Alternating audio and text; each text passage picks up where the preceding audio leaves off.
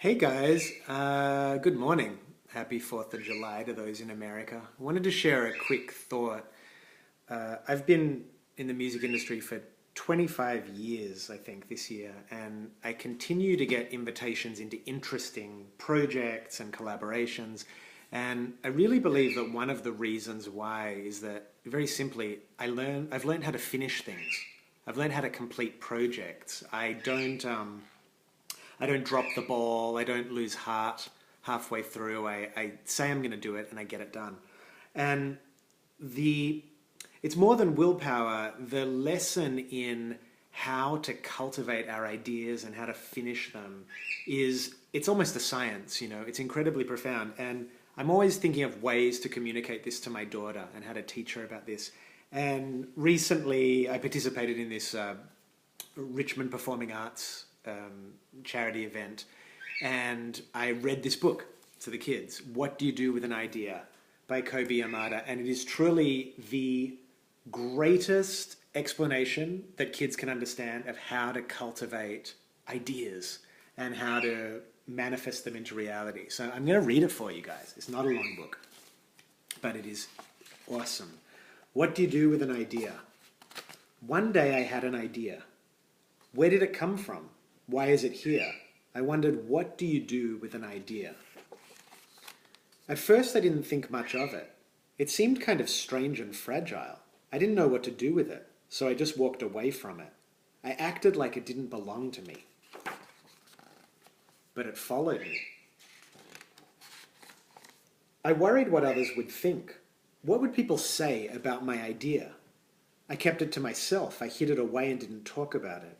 I tried to act like everything was the same as it was before my idea showed up. But there was something magical about my idea. I had to admit, I felt better and happier when it was around. It wanted food.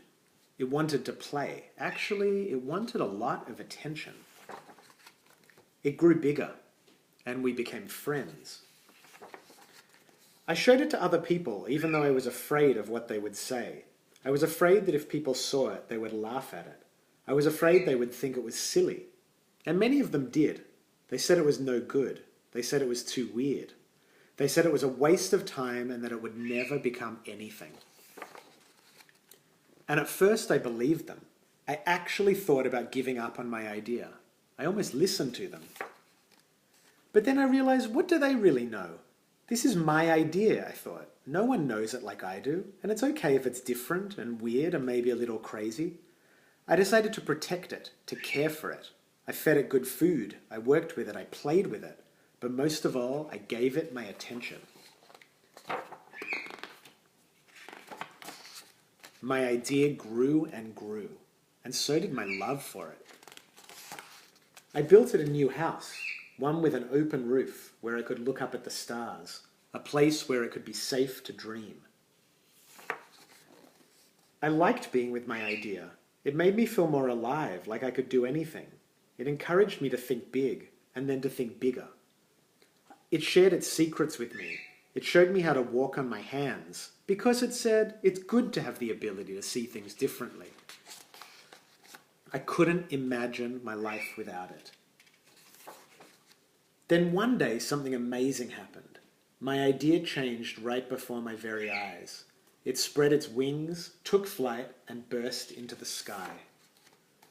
I don't know how to describe it, but it went from being here to being everywhere.